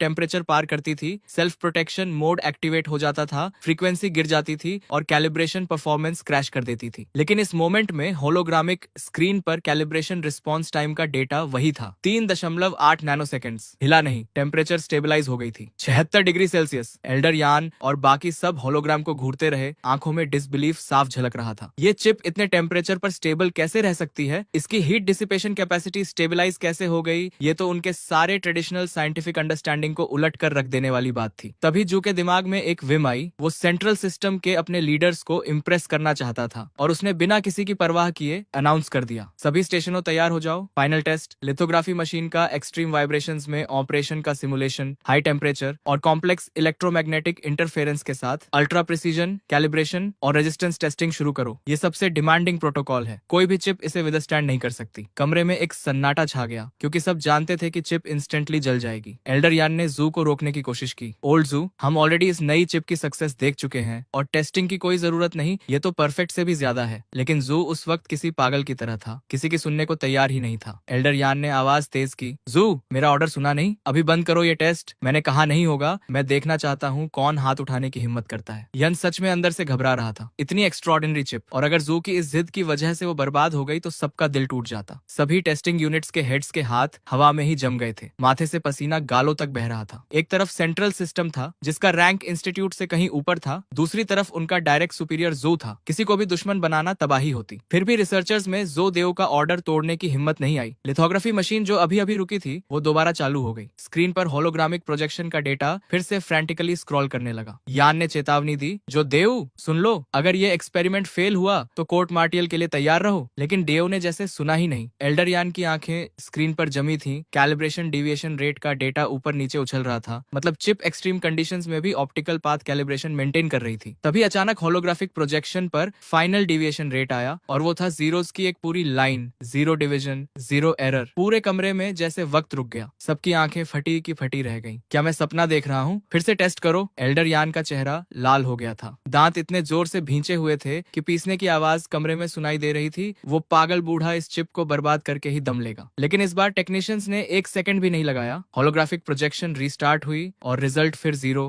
1 बार, 2 बार, 3 बार, हर बार 0। भगवान, 5 बार। हमारी पुरानी चिप्स तो एक बार भी नहीं झेल पाती थी। जोदो पूरी तरह गलत साबित हो गया था और ये सोचकर तो और ज्यादा हैरानी होती थी कि इस चिप को एक अप्लायंस रिपेयरमैन ने फिक्स किया था। ये किसी मिरेकल से कम नहीं था। एल्डरयान खुद को रोक नहीं पाया। डायरेक्टर जू, आखिर कहां से ढूंढा है तुमने उस जीनियस को जो लिथोग्राफी मशीन को इस हद तक यूज कर सकता है? जू ने शांति से पूछा। काफी है डीन यान, हमारी चिप आपके स्टैंडर्ड्स पर खरी उतरी? यान ने माथा झुकाते हुए कहा। बिल्कुल काफी है डायरेक्टर जू, बहुत ज्यादा काफी है। और वो कोर्ट मार्शल वाला प्रपोजल? इस बार जो को थोड़ा पेटी जरूर लगा, लेकिन सच यही था कि ड्रैगन कंट्री का 7वां रिसर्च इंस्टीट्यूट कुछ भी नहीं है। तो सेंट्रल सिस्टम के लोग यहाँ आए ही क्यों? क्या इसीलिए नहीं कि उन्हें खुद पर भरोसा नहीं था? जू ने एक स्मग स्माइल के साथ कहा। एक टेस्ट काफी नहीं था तुम्हारे लिए, तो हमने एक साथ 5 दे दिए। अब तो कन्विंस्ड हो? एल्डर यान ने हंसते हुए जवाब दिया। डायरेक्टर जू, हम उस उम्र से निकल चुके हैं जब छोटी छोटी बातों पर झगड़ते थे। फिर उन्होंने अपने असिस्टेंट को आवाज लगाई। जाओ, मेरी कार की ट्रंक से मेरी सबसे अच्छी एपो टी लेकर आओ। पूरे सेंट्रल सिस्टम में डायरेक्टर जू का नाम सुनकर सब दंग थे। डीन का तेज मिजाज कौन नहीं जानता। तभी एक एम्प्लॉई डॉक्यूमेंट्स लेकर आया। डायरेक्टर जू, हमारे 5 टेस्ट का detailed data report please sign कर दीजिए। जू ने हाथ हिलाया। मुझे अकेला छोड़ो। डीन यान ने झट से उस एम्प्लॉई के हाथ से डॉक्यूमेंट्स ले लिए और बड़े ध्यान से देखने लगे। चेहरे पर मुस्कान फैलती जा रही थी। 5 टेस्ट का डेटा अलग अलग रिजल्ट्स दिखा रहा है। इस चिप की स्टेबिलिटी रेट बढ़ती ही जा रही है। ये फीडबैक कर्व देखो, मैं यकीन नहीं कर पा रहा। यान डॉक्यूमेंट्स को ब्रीफ केस में भरते हुए बोले। अगर हमारे पास ऐसा डेटा और होता तो इंग्लैंड हमारा क्या बिगाड़ लेता? फिर उन्होंने झू की तरफ मुड़कर पूछा। यार एक बात बताओ, ये गैजेट सच में उसी अप्लायंस रिपेयरमैन ने बनाई थी? जू ने हाँ में सिर हिलाया। यान ने हैरानी से कहा। अभी भी बिलीव नहीं हो रहा। कम से कम बताओ उसने कौन से मटेरियल्स यूज किए। ये साइंटिफिक रिसर्च के लिए बहुत वैल्यूबल होगा। जू बोले। ठीक है, उस बॉस को कॉल करता हूँ, सब चुप रहो। जू ने नंबर डायल किया। हेलो बॉस, मैं चैन किंग्स का अंकल हूँ, उस दिन रिपेयर के लिए आया था, याद है? दूसरी तरफ से आवाज आई। अरे तुम हो? ठीक हो गए? कॉल किस लिए? पैसे मांगने? जू ने जल्दी से कहा। नहीं नहीं, गुड न्यूज देने के लिए। जो फोटोग्राफी मशीन का मॉड्यूल रिपेयर किया था वो परफेक्टली काम कर रहा है। बॉस ने फ्लैट टोन में कहा। तो कोई नई बात बताओ, मुझे पता था। जो ने पूछा। वो आपने क्या यूज किया था उसमें? बॉस ने बेफिक्री से जवाब दिया। एक ऑर्गेनमा जार का लिड था, उसे पाउडर में पीसकर वेल्डिंग में यूज किया। एक्चुअली सोचा था एक एनिमल शेप्ड बिस्कुट टिन का लिड लूंगा, तुमसे कुछ 100 युआन ही लिए। दोस्त का भाव समझो। ये सुनकर कमरे में मौजूद सब लोग बिल्कुल स्पीचलेस हो गए। एक ऑर्गेनमा जार के लिड से फोटोग्राफिक टेक्नोलॉजी मास्टर हो जाती है। हॉट सॉस बेचने वाले ब्रांड की टेक्नोलॉजी इतनी एडवांस्ड है। यान हंसते हंसते बोले। Channel boss, photography machine repair करने के तरीके तो कमाल के हैं तुम्हारे। पहली बार लगा कि फोटोग्राफी मशीन इतनी लो एंड चीज है, किसी भी लिड से काम चला लेते हो। तभी बॉस की आवाज आई। बहुत बिजी हूँ, नेबर आंट लियू का इंडक्शन कुकटॉप फिक्स करना है, उन्हें खाना बनाना है, बस अब और कोई प्रॉब्लम नहीं। और कॉल कट गई। पूरी लैबोरेटरी में डेथली साइलेंस छा गई। किसी ने पूछा, बॉस ने आखिर में क्या कहा? जू ने मुश्किल से जवाब दिया। कहा कि नेबर मिसेज लियू को खाना बनाना है, इसलिए इंडक्शन कुकटॉप रिपेयर करने जाना है। खाना बनाने के लिए? जू ने खाली आंखों से दोहराया और अगले ही पल वो स्टिफ होकर मुंह के बल गिर गए। सब चिल्लाए, एम्बुलेंस बुलाओ। कोई 10 मिनट बाद वो हॉस्पिटल रूम में थे। डॉक्टर ने बाहर आकर बताया, कोई सीरियस बात नहीं, बस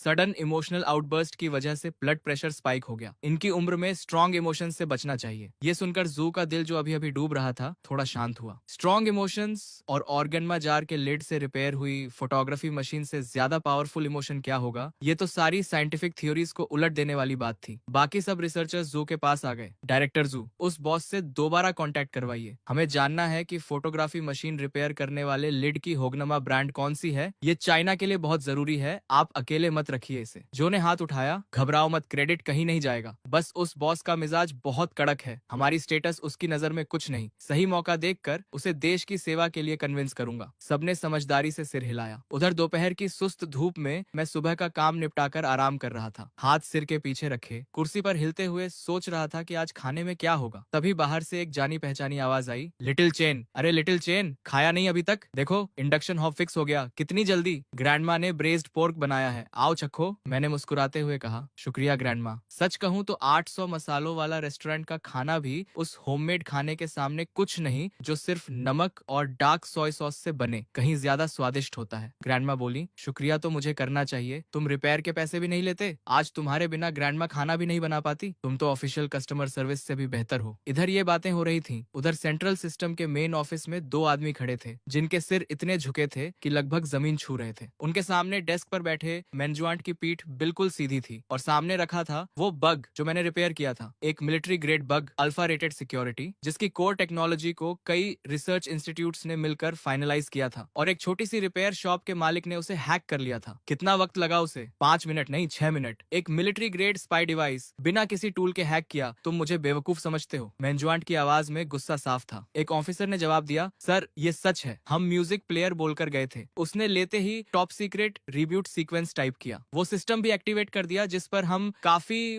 वक्त से अटैक कर रहे थे और कभी सक्सेस नहीं मिली। ऐसे लगा जैसे वो शुरू से जानता था कि ये क्या है। एक अप्लायंस रिपेयरमैन ने बिना किसी टूल के सिर्फ उंगली से टैप करके सब कर दिया। एग्जैक्टली साइंस फिक्शन मूवी जैसा था। पूरे ऑफिस में एक भारी खामोशी छा गई। मेन्जुएंट ने कुर्सी पर टेक लगाई, आंखें बंद की, सांसें स्टेडी थी लेकिन दिमाग तेजी से चल रहा था। उस शॉप में कुछ स्पेशल था? नहीं सर, बिल्कुल ऑर्डिनरी रिपेयर शॉप थी। तेल के दाग, हर तरफ स्पेयर पार्ट्स, बेहद मेसी। हमने कई बार इंस्पेक्ट किया, कोई सीक्रेट कंपार्टमेंट नहीं, कोई हाईटेक इक्विपमेंट नहीं। मेन्जुएंट ने गहरी सांस ली, चेहरे पर डिसअपॉइंटमेंट था। जो इंसान इतनी आसानी से इसे डिसाइफर कर सके वो एक मेसी रिपेयर शॉप में बैठा हो, ये बात अपने आप में बहुत स्ट्रेंज है। या तो ये जू का हिडन एसेट है। फिर उन्होंने खुद ही आइडिया खारिज किया, नहीं, अगर जू का एसेट होता तो जू कभी बताता नहीं। तभी ऑफिस का दरवाजा जोर से खुला। डायरेक्टर सोने, जल्दी देखिए, जो झूठ नहीं बोल रहा था, 1% एक्यूरेसी सच है। मेन्जुआंट ने डॉक्यूमेंट लिया, नजर डाली और तुरंत माथे पर बल पड़ गए। ये रिपोर्ट डीन यान ने 7वीं रिसर्च इंस्टीट्यूट से भेजी है। डायरेक्टर सोने, इस रिपोर्ट के साथ हम दुनिया को चाइना की ऑप्टिकल टेक्नोलॉजी में ब्रेक थ्रू अनाउंस कर सकते हैं। और डीन यान तुम्हारे साथ नहीं आए? डीन यान हॉस्पिटल में है। हॉस्पिटल में? क्या हुआ? बीमार नहीं है, बस रिपोर्ट देखकर इतने एक्साइटेड हो गए कि बेहोश हो गए। डॉक्टर ने कहा। एक्साइटमेंट स्पाइक से ब्लड प्रेशर बढ़ गया। सोने बिल्कुल स्पीचलेस रह गए। लगता था वो दिन आ ही गया था जब चाइना वेस्टर्न ब्लॉकेट तोड़ने वाला था। तभी डेस्क पर फोन बजा। हेलो जनरल जियो। हाँ मैं जानता हूँ। नहीं, बिल्कुल नहीं जनरल जियो, मैं जानता हूँ तुम सब यूआईओ को फंसाना चाहते हो, लेकिन जो तुम मांग रहे हो वो रेगुलेशंस के खिलाफ है। नहीं, एब्सोल्युटली नहीं। फोन उठाते ही सोने ने एक के बाद एक रिफ्यूजल्स दे दिए। चेहरा हर पल और सख्त होता जा रहा था। जाओ, मैं हेल्प नहीं करना नहीं चाहता, बात यह है कि कर नहीं सकता। सीईओ एक परफेक्ट स्ट्रेटेजिस्ट है। मिलिट्री मैन्यूअर्स में यूआईएओ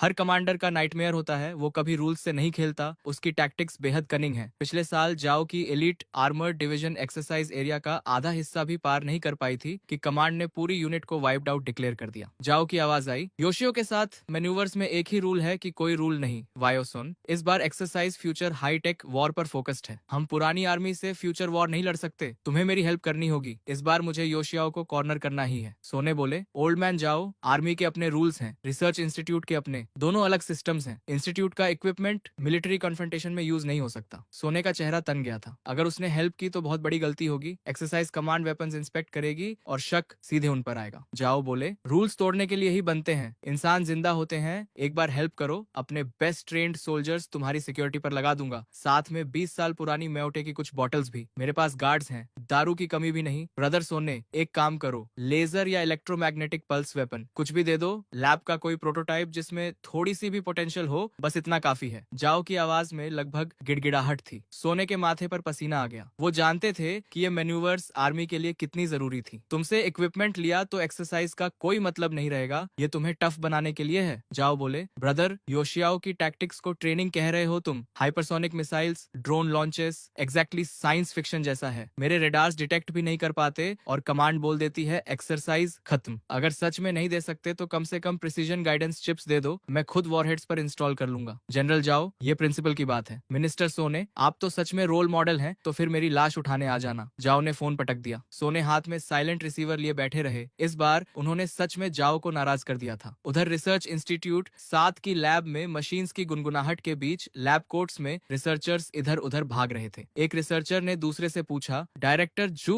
इस बार क्या कर रहे हैं? पता नहीं, सुना है नुओ 3 रिपेयर करवाई है, उसकी परफॉर्मेंस टेस्ट करनी है। नंदो 3? लेकिन वो तो स्पेस प्रोग्राम का अबैंडन्ड प्रोजेक्ट था। डायरेक्टर जू ने कहां से रिपेयर करवाया? वही रिपेयर शॉप तो नहीं होगी? वो शॉप सच में रोडो 3 जैसी चीज भी फिक्स कर सकती है। सब थोड़े बिलेवर्ड थे। उस मिस्टीरियस रिपेयर शॉप के आने के बाद से उनका वर्कलोड जैसे कभी खत्म ही नहीं होता था। पहले मशीन्स को थोड़ा ब्रेक मिलता था, अब नॉन स्टॉप काम था। तभी किसी ने आवाज लगाई, ये क्या बातें कर रहे हो, जल्दी करो, डायरेक्टर जू बस आने ही वाले हैं। बात खत्म भी नहीं हुई थी कि जू प्रोटेक्टिव क्लोथिंग पहने एक स्मॉल ब्रीफकेस लिए अंदर आ गए। प्रेपरेशंस कैसी हैं सर? सब रेडी है। अच्छा, नंदो 3 सैटेलाइट नेविगेशन सिस्टम के high precision atomic clock synchronization chip का टेस्ट ऑफिशियली शुरू होता है। नंदो 3 चिप रेडी करो, टारगेट लॉक करो, सिमुलेटेड इंटरफेरेंस सिग्नल लॉन्च करो, इंटेंसिटी लेवल 5। लेवल 5 अनाउंस करते वक्त एक स्लाइट हेजिटेशन आई, क्योंकि लेवल 5 इंटरफेरेंस लगभग वर्स्ट कॉम्बैट कंडीशंस का सिमुलेशन था। ऐसे एनवायरनमेंट में कोई भी state of the art navigation system completely blind हो जाता। शुरू करो। जू देव के कमांड पर ड्रोन मूव करने लगा। प्रोजेक्शन स्क्रीन पर ड्रोन के सारे पैरामीटर्स दिख रहे थे। अगले ही पल एनवायरनमेंट ड्रास्टिकली बदल गया। डेटा स्पाइक होने लगा। कॉम्प्लेक्स इंटरफेरेंस सिग्नल्स ने ड्रोन को कंप्लीटली घेर लिया और जो डिवाइस अभी परफेक्टली स्टेबल थी वो वबल करने लगी। Alert, drone trajectory deviation. जोदेव का चेहरा देखा, डिसअपॉइंटमेंट साफ था। फेलियर, जैसा मुझे डर था। दुनिया सबके साथ फेयर है। शेन योंजो का लिथोग्राफी मशीन रिपेयर करना पहले से ही इनक्रेडिबल था। नांदू सैटेलाइट नेविगेशन सिस्टम उनकी एक्सपर्टीज से बाहर था। लेकिन जैसे ही जोदेव ने निराशी में सिर झुकाया, कमरे में सडनली एक्सक्लेमेशंस गूंज उठे। उन्होंने झट से सिर उठाया और देखा कि होलोग्राफिक स्क्रीन पर एक तीसरा डेटा सेट आ गया था, चिप के खुद के एल्गोरिदम से। उस एल्गोरिदम ने ड्रोन के डेटा को ओवरराइट करके अपना सुपर इम्पोज कर दिया और देखते ही देखते लार्ज स्क्रीन का डेटा स्टेबलाइज हो गया, बिल्कुल स्टिल, और ड्रोन स्काई में सेफली सर्कल करने लगा। ये क्या था? हमारे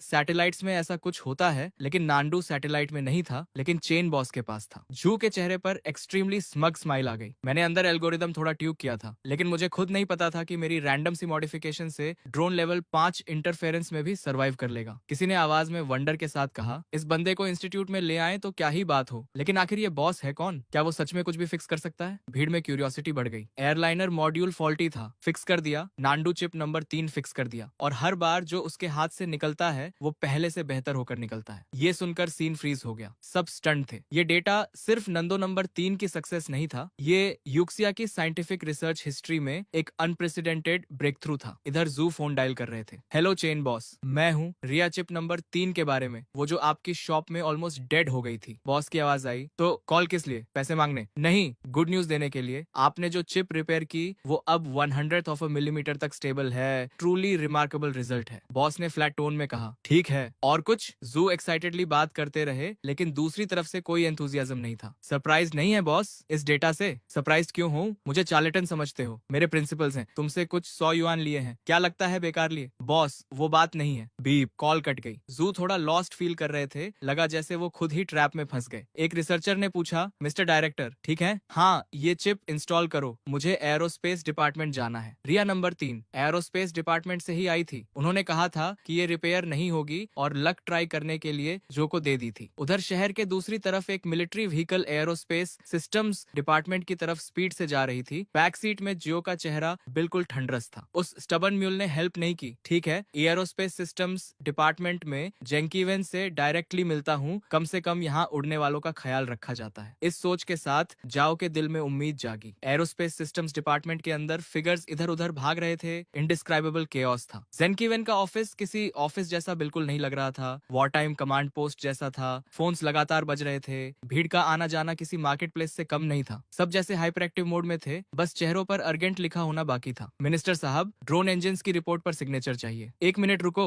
मिनिस्टर, लॉन्च कॉम्प्लेक्स 3 के सर्किट्स इंप्रूव करने का प्लान देखना जरूरी है। जेनवेन एक हाथ में फोन पकड़े डेस्क पर बैठे थे, आंखें डॉक्यूमेंट्स पर जमी थीं। उस वक्त वो चाहते थे कि किसी तरह खुद को डुप्लीकेट कर लें। तभी एंट्रेंस से एक एक्साइटेड आवाज आई, ओल्ड मैन, यहाँ कैसे? जो ने खुशी से कहा, नांडू 3 चिप देखो, एनकैप्सुलेशन के साथ हमने नांडू 3 रिपेयर कर दी तुम्हारे लिए। जेनवेन ने हैरानी से कहा, नांडू 3? वो प्रोजेक्ट तो अबैंडन नहीं था, कहाँ से रिपेयर करवाई और परफॉर्मेंस कैसी है? जू बोले, मैंने पहले ही इनिशियल चेक्स कर लिए हैं। प्रिसीजन और एंटी इंटरफेरेंस कैपेबिलिटी देखकर तुम स्पीचलेस हो जाओगे। जेनवेन ने थके हुए लहजे में कहा, बस ओल्ड जू, अभी वक्त नहीं है। ये फाइल्स का पहाड़ देख रहे हो, खुद देखना है तो देखो, आज तुम पर टाइम वेस्ट नहीं होगा। जू ने जोर दिया, लेकिन मैंने सच में फिक्स की है। जेनवेन ने नाराजगी से घूरते हुए कहा, एक बार और साफ बोल देता हूँ, नांदू 3 प्रोजेक्ट को हायर अथॉरिटीज ने बहुत पहले कंडेम कर दिया था। इसे रिपेयर करने में कोलोसल रिसोर्सेज लगते, कोई गारंटी नहीं थी। जू ने कहा, लेकिन मैंने सच में रिपेयर की है। एक बार देख तो लो। नहीं, हाँ हाँ। जेनवेन ने इरिटेशन में ब्रीफकेस दूर धकेल दिया। जू का चेहरा तुरंत उतर गया, पैर के तलवे से सिर तक गुस्से की लहर दौड़ गई। उन्होंने ब्रीफकेस उठाया और बिना एक शब्द कहे ऑफिस से निकल गए। ठीक उसी वक्त एडमिनिस्ट्रेशन बिल्डिंग से एक और फिगर निकली। जो और उनका बॉडीगार्ड, दोनों के चेहरे एक दूसरे से ज्यादा डार्क थे। जो बड़बड़ाए, ये जेनवेन भी बिल्कुल सोमिनेंट जैसा है, प्रिंसिपल का इतना पक्का कि हैंडल करना इम्पॉसिबल है। थ्रेट्स भी किए, फ्लैटरी भी की, लेकिन ये जेनकीवेन टस से मस नहीं हुआ। नंदो 3 की बात करना बेकार गया। तभी कोर्टयार्ड में उन्हें किसी की बड़बड़ाहट सुनाई दी। नंदो, वो एम्बिशियस प्रोजेक्ट जो कुछ समय पहले अबैंडन हो गया था, वो कटिंग एज प्रोजेक्ट। जाओ ने सिर घुमाया और नजर जू से मिली, जिनका चेहरा किसी एंग्री गोस्ट से भी ज्यादा सलन था। गुड मॉर्निंग सर, अभी नांदू 3 की बात कर रहे थे। ये सुनकर जू ने सिर उठाया और फ्रीज हो गए। भगवान, शोल्डर पर स्टार्स देखकर ही समझ आ गया। जनरल, हाँ नांदू 3, हमारे 7वीं इंजीनियरिंग इंस्टीट्यूट ने नांदू 3 चिप रिपेयर कर दी है। लेकिन वो बेवकूफ जेनकीवेन कुछ समझता ही नहीं, बोलता रहा कि नंदो 3 कॉन्टिफेक्टर है। जो ने क्विकली जियो को ग्रीट किया और अपना स्मॉल बॉक्स प्रेजेंट किया। जियो ने कहा, नंदो 3, मुझे लगता था ये प्रोजेक्ट अबैंडन हो चुका था। जो बोले, वो पहले था। हमारे रिसर्च इंस्टीट्यूट ने प्रॉब्लम ओवरकम कर ली है। चिप टेक्नोलॉजी अपग्रेड हो गई है। अब इसकी प्रिसीजन इतनी है कि मक्खी को टारगेट कर सके। Anti interference capability super human level की है। आसमान गिर जाए तो भी काम करती रहेगी। और सबसे इम्पोर्टेंट, इसका खुद का इंडिपेंडेंट कंप्यूटिंग एल्गोरिदम है। फाइनली एक रिसेप्टिव ऑडियंस मिला था। जू पैशनेट प्रेजेंटेशन मोड में आ गए। जाओ अमेजमेंट से सुन रहे थे। सच में इतनी पावरफुल है। वो जनरल थे, ट्रूप्स लीड करना जानते थे, लेकिन साइंटिफिक रिसर्च डेटा उनकी समझ से बाहर था। जू बोले, जनरल, मैं आपसे कैसे झूठ बोलूंगा। अगर इसे मिसाइल पर इंस्टॉल करें तो एब्सोल्यूट प्रिसीजन, सोल्जर्स को इक्विप करें तो वो एनिमी लाइंस के पीछे जाकर टारगेट्स मार्क कर सकते हैं, HQ से कांस्टेंट कांटेक्ट रख सकते हैं। बिल्कुल परफेक्ट। जाओ के चेहरे के एक्सप्रेशंस बदलने लगे। पहले इंटरेस्ट, फिर डाउट, फिर शॉक। सांसें अपने आप तेज हो गईं। High precision targeting, ultra resistant to jamming, independent communication channel. हर वर्ड जाओ के दिल में प्रिसीजन से लगा। गारंटी दे सकते हो? बिल्कुल, मैं 7वीं रिसर्च इंस्टीट्यूट का डायरेक्टर हूँ। मेरी रैंक के डायरेक्टर की बात का वेट होता है। ठीक है, तो मैं मास प्रोडक्शन के लिए स्पेशल फंड्स रिलीज करने को तैयार हूँ। अगर कम पड़े तो एडिशनल फंडिंग भी लूंगा, लेकिन पहले हमारी ट्रूप्स इसे ट्राई करेंगी। शॉर्ट टर्म में किसी और को सप्लाई नहीं होगी। जू ने समझाया, जनरल, मास प्रोडक्शन अभी पॉसिबल नहीं है क्योंकि इस चिप का इंक्रिप्शन प्रोटोकॉल और लॉजिकल ऑपरेशंस इंडिपेंडेंट है। ये एक एंटायरली न्यू सिस्टम है, कल की दुनिया खोलने की है। लेकिन अभी हमारे पास सिर्फ एक की है और हम इसकी इंटरनल स्ट्रक्चर पूरी तरह नहीं समझते। सबसे जरूरी है कि इसे सैटेलाइट से कनेक्ट करना होगा। जाओ ने कहा, चिंता मत करो, हाईएस्ट अथॉरिटीज से रिक्वेस्ट करूंगा कि बेस्ट रिसर्च इंस्टीट्यूट्स तुम्हारी हेल्प करें। इतने पावरफुल देश में फिनिश्ड प्रोडक्ट होते हुए इतनी छोटी चिप डिसाइफर नहीं होगी, ये मैं नहीं मानता। जू ने धीरे से कहा, नहीं होगा जनरल। मतलब देश के सारे इंस्टीट्यूट्स, बताओ किसके पास जाऊं? और तुम कह रहे हो कोई नहीं कर सकता। जाओ की आईब्रोज चढ़ गई। उनकी नजर में फिनिश्ड प्रोडक्ट होना मतलब आंसर की होना था, कॉपी करो और हो गया। नहीं जनरल, रिसर्च इंस्टीट्यूट्स सच में नहीं कर सकते। तो फिर कौन कर सकता है? एक अप्लायंस रिपेयरमैन। क्या? जाओ की आवाज कई ऑक्टेव्स ऊपर चली गई। उन्हें खुद पर शक हुआ कि सुना सही या नहीं। जो रिसर्च इंस्टीट्यूट्स नहीं कर सकते वो एक अप्लायंस रिपेयरमैन को सौंपना है? मजाक कर रहे हो? देश के स्ट्रेटेजिक फ्यूचर का कटिंग एज प्रोजेक्ट है ये। जू ने हाथ जोड़े। जनरल, मैं जानता हूँ अबसर्ड लगता है, लेकिन ये लंबी कहानी है, कुछ वर्ड्स में एक्सप्लेन नहीं होगी। चलिए मेरे साथ, समझ जाएंगे। उधर रिपेयर शॉप में बर्न्ड प्लास्टिक की स्मेल हवा में थी। मैं ट्वीजर्स से एक पुराने एम्पलीफायर पर चावल के दाने से भी छोटा कैपेसिटर रिप्लेस कर रहा था। 80s amplifier repair. Tech point earned 2, current tech point 1940। Tweezers रखते ही मैकेनिकल वॉइस आई। कितने दिन हो गए थे सिर्फ राइस कुकर्स और इंडक्शन कुकटॉप्स रिपेयर करते हुए टेक पॉइंट्स स्नेल की रफ्तार से बढ़ रहे थे। लिथोग्राफी मशीन और नांडू 3 चिप रिपेयर में देखो कितने पॉइंट्स मिले थे। इस रफ्तार से तो सोल्जर का एक्सोस्केलेटन अफोर्ड करना दूर की बात, जानसिग्न स्पेसशिप के ब्लूप्रिंट्स भी नहीं मिलेंगे। तभी शॉप के सामने एक मिलिट्री व्हीकल रुकी। उस बिल्कुल ऑर्डिनरी सी स्ट्रीट को देखकर जाओ की आईब्राउज चढ़ गईं। जू ने कहा, जनरल आ गए। स्ट्रीट थोड़ी क्योटिक है, वेंडर्स की आवाजें हर तरफ से आ रही हैं। काफी लोग हैं, लेकिन किसी भी दूसरी स्मॉल स्ट्रीट से अलग नहीं लगती। जाओ ने सार्कास्टिकली कहा, सीक्रेट बेस यहाँ है और किसी को पता नहीं चलेगा? अंदर कैसे जाते हैं? पासवर्ड क्या है? जो ने जल्दी से कहा, जनरल कोई सीक्रेट बेस नहीं है, कोई स्पेशल एंट्रेंस नहीं, बस यही वो रिपेयर शॉप है। जाओ ने गुस्से से कहा, जोडू मुझे मजाक के लिए नहीं लाए हो। नांदू 3 जो रिसर्च इंस्टीट्यूट नहीं कर सके उसके लिए इस जगह लाए हो। मिलिट्री मैन्यूवर्स शुरू होने वाले हैं, टाइम वेस्ट करने का शौक है। जू ने कहा, जनरल प्लीज काम डाउन। यहीं पर नांदू 3 रिपेयर हुई थी और कुछ दिन पहले फोटोलिथोग्राफी मशीन की एक्यूरेसी भी यहीं एडजस्ट हुई थी। अगर यहाँ नहीं हो सकता तो दुनिया में कहीं नहीं होगा। जाओ ने चौंकते हुए पूछा, क्या फोटोलिथोग्राफी मशीन्स भी रिपेयर करते हैं यहाँ? वो जू को इंटेंटली देखने लगे। आखिर 7वीं रिसर्च इंस्टीट्यूट का डायरेक्टर है, इस कैलिबर का आदमी मुझे फंसाने के लिए झूठ नहीं बोलेगा। ठीक है, है, चलते हैं अंदर, लेकिन अगर वैसा नहीं निकला जैसा बताया है तो चाहे दुनिया के किंग हो, उड़ा दूंगा। जाओ ने कपड़े ठीक किए और रिपेयर शॉप की तरफ बढ़े। जू ने राहत की सांस ली। Detection of repairable objects, type 3 tactical flashlight, internal circuit short circuit, individual tactical goggles, falcon thermal imaging layer peeled off, damaged hummingbird micro communicator signal receiver module. जैसे ही वो अंदर आए, मैंने जाओ के साथ वाले बंदे पर तुरंत रिपेयरेबल चीजें स्पॉट कर ली। ये सब मिलिट्री इक्विपमेंट था और जो ग्रुप लीड कर रहा था वो क्लियरली कोई बड़ा आदमी था, आर्मी का बड़ा ऑफिसर। जू ने कहा, बॉस काफी टाइम हो गया। मैंने पॉलिटनेस से कहा, सर काफी टाइम हुआ, कैसे हैं? कस्टमर इज किंग, पॉलिट तो रहना पड़ेगा। जू बोले, बिल्कुल ठीक है, चिप भी ठीक है, जो भी रिपेयर करते हो चेन बॉस परफेक्टली काम करता है। वापस जाकर पूरी बैटरी ऑफ टेस्ट की, परफॉर्मेंस ओरिजिनल से भी बेटर निकली। मैंने फ्लैट टोन में कहा, कोई नई बात बताओ। जाओ ने साइडवेज नजर से देखा। उन्हें कम से कम 40 से 50 साल के किसी एक्सपर्ट की उम्मीद थी, लेकिन ये तो मुश्किल से 20 साल का लड़का था। प्रिसीजन इंस्ट्रूमेंट्स की उम्मीद थी, लेकिन रस्ट और बर्न प्लास्टिक की स्मेल के अलावा कुछ नहीं था। Young, smooth talking, nonchalant, arrogant, और ये एक्सपर्ट माना जाए। जाओ मन ही मन बोले, ये तो बुरा मजाक है। मैंने कहा, जनरल अभी शुरू भी नहीं हुए और तुम्हारे साथ जो चीफ और एडीडी कैंप है, उनकी बेल्ट पर टैक्टिकल फ्लैशलाइट का सर्किट बोर्ड प्रॉब्लम में है। गॉगल्स की थर्मल इमेजिंग कोटिंग पूरी तरह पीलिंग ऑफ हो रही है, रात को अंधे के बराबर है, और माइक्रो कम्युनिकेटर का सिग्नल मॉड्यूल भी फ्राइड है। ये मुंह पर एक्सप्लोड नहीं होगा, इसकी चिंता नहीं है। मेरी आवाज लाउड नहीं थी, लेकिन सबके कानों तक पहुंची, खासकर जाओ के एडडी कैंप के। उसने इनक्रेजुलसली पूछा, ये कैसे पॉसिबल है? जाओ के एडडी कैंप ने रिपोर्ट किया, जनरल फ्लैशलाइट कुछ दिन पहले ट्रेनिंग में एक्सीडेंटली डैमेज हुई थी। गॉगल्स और कम्युनिकेटर ब्रेकडाउन हो गए थे। आज रिप्लेस करने का प्लान था, लेकिन राउट सडनली बदल गया। जाओ भड़क गए, इतना इंपॉर्टेंट इक्विपमेंट तोड़ रखा है, मिशन पर हो या पार्क में घूम रहे हो, रिपोर्ट किए बिना रिप्लेस नहीं होता। बैटलफील्ड पर तो वॉकिंग टारगेट बन जाते। जाओ पहले से गुस्से में थे और अब एट डे कैंप पर उंगली उठाकर बरस रहे थे, लेकिन तभी जो का बॉडी फ्रीज हो गया। वो अंदर आते वक्त एक वर्ड नहीं बोले थे, तो इस लड़के को ये सब कैसे पता चला? तुम्हें कैसे पता? तब कहीं जाकर जाओ को रियलाइज हुआ, उनकी आंखें मुझ पर जम गईं। सालों की कॉम्बैट ट्रेनिंग से उस बूढ़े सोल्जर में एक आइस एरा आ गई थी, जो अचानक अनलैश हो गई। जो डर के मारे उछल पड़े। उन्हें लगा जाओ के ऑर्डर पर एट डे कैंप मुझे बाहर खींचकर पीट देगा। मैंने बिना घबराए कहा, ऑनेस्ट लोग बॉडीगार्ड लेकर नहीं चलते। वैसे आर्मी में रैंक से मुझे कोई फर्क नहीं पड़ता, लेकिन ये मेरी जगह है। मेरे टेरिटरी पर ड्रैगन को भी झुकना पड़ता है और टाइगर को भी लेटना पड़ता है। पसंद नहीं तो दरवाजा खुला है। जू की आंखें फट गईं। चेन बॉस इतना डायरेक्ट मत हो, ये जनरल हैं, चाहे तो तुम्हारी शॉप को ब्लास्ट फर्नेस में डाल दें। जाओ भी स्टंट थे। डिसबिलीफ और शॉक दोनों उनकी आंखों में दिखे। सालों में ड्रिल सार्जेंट की कुछ किक्स के बाद किसी ने उनसे इस तरह बात करने की हिम्मत नहीं की थी। जाओ के एट डे कैंप से रहा नहीं गया। उसने मुट्ठी बांधी और मेरी तरफ लपका। रुको, जाओ ने ऑर्डर दिया। एट डे कैंप जहां था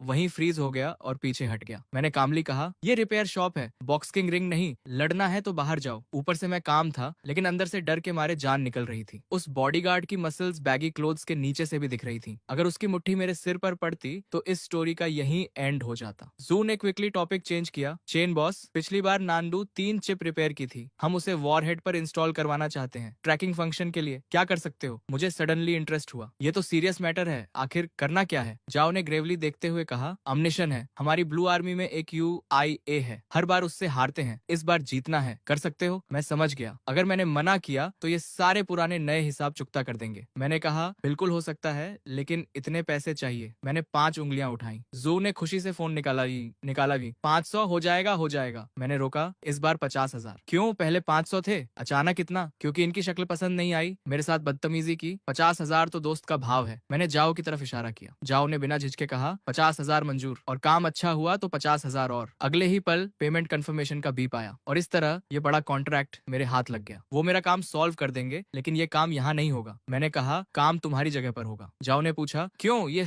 हमारा मेन प्रोजेक्ट साइट है, यहाँ कोई कॉन्फिडेंशियल इन्फॉर्मेशन लीक होने का खतरा नहीं है। मैंने समझाया, कोई ऑफेंस नहीं, लेकिन तुम क्लियरली बड़े आदमी लगते हो। सच में मुझसे नंदो 3 एक सिंगल बुलेट पर माउंट करवाओगे? उसके लिए कम से कम एक सॉलिड शेल चाहिए। वो चीज शहर के बीच में नहीं निकाल सकते। अगर वो कॉन्ट्रैप्शन यहाँ दिखी तो मैं फ्रंट पेज न्यूज बन जाऊंगा। जाओ एक बार फिर स्पीचलेस हो गए, लेकिन इस बार पूरी तरह कन्विंस्ड भी थे। उन्होंने चिप इंस्टॉल करने के बारे में सोचा था, लेकिन ये प्रॉब्लम उनके दिमाग में आई ही नहीं थी। ठीक है, कोई प्रॉब्लम नहीं, तुम दोनों यहीं रुको, मैं अपना सामान लेकर आता हूँ। ये कहकर मैं सीधे पीछे स्टोरेज रूम में चला गया। जू और जाओ दोनों स्टंट खड़े रहे। उन्हें लगा मैं कोई सूटकेस वगैरह लेकर आऊंगा, लेकिन मैं एक घिसा पिटा कैनवस बैग लेकर निकला। जाओ ने हैरानी से कहा, बस यही और इंस्ट्रूमेंट्स? इतने सारे इंस्ट्रूमेंट्स यहाँ हैं, उन्हें क्यों नहीं ले रहे? मैंने डिस्डेनफुल नजर से जाओ को देखा और बोला, मेरा दिमाग ही सबसे बेस्ट इंस्ट्रूमेंट है, और हील घुमाकर दरवाजे से बाहर निकल गया। जो ने धीरे से कहा, खैर टेक्नीशियन तो है, जब तक योशियाओ से जीत दिलाए जो कहे वो गॉस्पल। बाहर आकर मैंने कहा, पैदल आए थे क्या? पूरी कार है बस, प्लेन नहीं है, टैंक नहीं है, लेकिन कम से कम मिलिट्री व्हीकल तो होनी चाहिए। जो ने झट से गार्ड्स को सिग्नल दिया और थोड़ी देर में एक ऑर्डिनरी कार और एक मिलिट्री व्हीकल आ गई। मैंने मन में सोचा, बुरा नहीं, जिंदगी में पहली बार मिलिट्री व्हीकल में बैठने का मौका मिला। चलो। दोनों कार्स तेजी से सड़क पर दौड़ने लगी। मैं बैक सीट पर टेक लगाकर आंखें बंद करके आराम करने लगा। कन्वेंशनल वॉरहेड में चिप ऐड करना, ये काम चेन वेव्स रिपेयर करने से कहीं ज्यादा इंटरेस्टिंग था। कन्वेंशनल वॉरहेड का फ्लाइट पाथ, खासकर टर्मिनल फेज में, कई फैक्टर से इन्फ्लुएंस होता है। Air currents, temperature, humidity, target movement वगैरह। टर्मिनल करेक्शन वो फाइनल फेज होता है जब GIV टारगेट के पास पहुंचने वाली होती है। इंटरनल माइक्रो प्रोपल्सर्स ट्रैक्टरी एडजस्ट करके डिविएशंस करेक्ट करते हैं। कुछ घंटों बाद दोनों कार्स एक हेविली गार्डेड एनकैंपमेंट में स्लोली दाखिल हुई। ऊंची वॉल्स, इलेक्ट्रिक फेंसेस, हर तरफ गार्ड्स, हेविली आर्म्ड सोल्जर्स लगातार पेट्रोल कर रहे थे। अंदर घुसते ही एक टेरिबली ऑस्टियर एटमॉस्फेयर फील हुई। ये डेफिनेटली मिलिट्री कैंप था, कोई शक नहीं। माहौल सच में इम्पोजिंग था। जू ने कहा, मिस्टर चेन आ गए। मैं वॉन कैनवस बैग थामे कार से उतरा। बिल्डिंग के अंदर जाते ही मैं कंप्लीटली स्टनड रह गया। रिपेयर शॉप से तो रात दिन का फर्क था। एक ह्यूज हैंगर जैसी structure, open space, precision instruments से भरा हुआ, जिनके नाम भी मुझे नहीं पता थे, सब ऑपरेट हो रहे थे। अलग अलग यूनिफॉर्म्स में स्टाफ मेंबर्स अपने अपने पोस्ट पर बिजी थे और मेरी एंट्री होते ही सबकी नजरें मुझ पर आ गईं। एक ने धीरे से कहा, वो जनरल जो है ना, पीछे वो यंग आदमी कौन है? दूसरे ने जवाब दिया, पता नहीं, कोई इंपॉर्टेंट नहीं लगता, किसी गांव से आया देहाती लग रहा है। तीसरे ने कहा, बकवास बंद करो, जनरल जो के साथ ऑर्डिनरी आदमी नहीं होता। जो ने आवाज लगाई, सब काम रोको, असेंबल करो। थोड़ी देर में दर्जनों मिलिट्री टेक्नीशियंस यूनिफॉर्म्स में लाइन में खड़े थे। जाओ ने कहा, इंट्रोडक्शन करवाता हूँ, ये जुदेंग है, 7वीं रिसर्च इंस्टीट्यूट के डायरेक्टर, और ये शेनवांजो हैं, एक रिपेयर शॉप के ओनर। सबने एक साथ मेरी तरफ देखा। चेहरों पर इनकॉम्प्रिहेंशन साफ था। एक रिपेयर शॉप का ओनर यहाँ क्या कर रहा है? जाओ ने जू से कहा, डायरेक्टर जू, इंट्रोडक्शन आप करवाइए। जू ने ब्रीफकेस से चिप निकाली। डियर कॉलीग्स, आज हम इसी चीज के लिए यहाँ हैं। सबने गर्दनें आगे की। ये क्या है? हाई टेक्नोलॉजी लग रही है, ऑर्डिनरी तो नहीं है, लेकिन काम क्या करती है? जू ने बताया, ये नंदो 3 सैटेलाइट नेविगेशन सिस्टम की चिप है। नंदो 3, वो रिसर्च प्रोजेक्ट तो बंद हो गया था, टेक्नोलॉजी नहीं थी, पैसे नहीं थे, टाइम नहीं था, ये वापस कैसे आई? बेस के सीनियर ऑफिसर ने चिप हाथ में लेकर क्लोजली देखा। सीमलेस मोनोकोक डिजाइन, ऐसी टेक्नोलॉजी पहले कभी नहीं देखी। सर्किट मटेरियल भी अनयूजुअल है, ऑर्डिनरी सिलिकॉन नहीं, कार्बन बेस्ड मटेरियल लग रहा है। प्रिसीजन देखो, कम से कम 3 नैनोमीटर से कम होगी। किस लैब से आई है, पूरा सीरियल नंबर है, और इस लेवल के इंटीग्रेशन के साथ कूलिंग का इंतजाम। जब रन करेगी तो हीट इनॉर्मस होगी। कुछ ही सेकंड्स में पूरी भीड़ चैटरिंग और एक्सक्लेमिंग करने लगी। जाओ ने सीन देखा। ये सब दूसरे रिसर्च इंस्टीट्यूट से पोच किए गए स्पेशलिस्ट थे, और इन सब ने एक नजर में समझ लिया था कि ये चिप कितनी फॉर्मिडेबल थी। जाओ ने पूछा, तो क्या सोचते हो सब? एक सीनियर ने बिटर स्माइल के साथ सिर हिलाया। सॉरी जनरल, हम इसे पूरी तरह समझ नहीं पाए। बस इतना कह सकते हैं कि ये ऑब्जेक्ट एक्सेप्शनल है, और जिस इंस्टीट्यूट ने बनाई वो भी उतनी ही एक्सेप्शनल होगी। बाकियों ने भी सिर हिलाया। चेहरों पर कंफ्यूजन और गहरा होता जा रहा था। जाओ का चेहरा डार्क हो गया। उन्हें लगता था यहाँ के लोग टॉप नॉच हैं, लेकिन इतनी छोटी चिप इनकी समझ से पूरी तरह बाहर थी। जाओ ने गहरी सांस लेकर मेरी तरफ मुड़कर कहा, मिस्टर चेन, इन्हें ब्रीफ इंट्रोडक्शन दे सकते हो? मैं तभी से डिस्क्रीटली इक्विपमेंट और सराउंडिंग्स ऑब्जर्व कर रहा था। रिपेयर शॉप से कंपेयर करें तो रात दिन का फर्क था, लेकिन इतना सोफिस्टिकेटेड सेटअप इन इनकॉम्पिटेंट्स के हाथ में, ये सच में रिडिकुलस था। मैंने एक छोटी कॉन्टेम्प्टस लाफ दी, आगे बढ़कर चिप उठाई और बोला, मुझे लगा था तुम नोटिस नहीं करोगे, लेकिन इतने क्लूलेस हो गए ये नहीं सोचा था। सबके माथे पर बल पड़ गए। एक ने कहा, यह है कौन? बच्चा है, यहाँ जो आता है कम से कम डॉक्टरेट होती है, ये तो यूनिवर्सिटी फिनिश भी नहीं किया लगता। क्या एरोगेंट टोन है, खुद ही घुट जाएगा। मैंने बिना परवाह किए कहा, इसे रिया नंबर 3 कहते हैं, ये तो जानते हो। इसकी सेंट्रल कंप्यूटिंग यूनिट 114 न्यूक्लियॉन्स की सीक्वेंस यूज करती है। तुम नहीं समझोगे, ये नॉर्मल है। किसी ने पूछा, 114 न्यूक्लियॉन्स की सीक्वेंस, ये क्या होती है? हम जानना चाहते हैं कि इस लेवल के इंटीग्रेशन के साथ ऑपरेशन के दौरान हीट डिसिपेशन कैसे मैनेज होती है। मैंने डिटैच्ड एयर के साथ चिप दिखाते हुए कहा, वो मैंने ऑलरेडी मॉडिफाई कर दिया है। टिंगसन परमाबाइट और thermally super conducting material use किया है। रियल वर्ल्ड कंडीशंस में स्टेबल डेली ऑपरेशन के लिए परफेक्टली अडेप्ट हो जाती है। चिप पर ये माइक्रो परफोरेशंस देख रहे हो, ये मिनिएचर थर्मो इलेक्ट्रिक जनरेशन के इंटेक पोर्ट्स हैं। कैलकुलेशन से जो थर्मल एनर्जी प्रोड्यूस होती है वो इलेक्ट्रिकल एनर्जी में कन्वर्ट हो जाती है, यानी सिस्टम पूरी तरह सेल्फ सफिशिएंट है। लेकिन वहां मौजूद कोई भी काम नहीं था।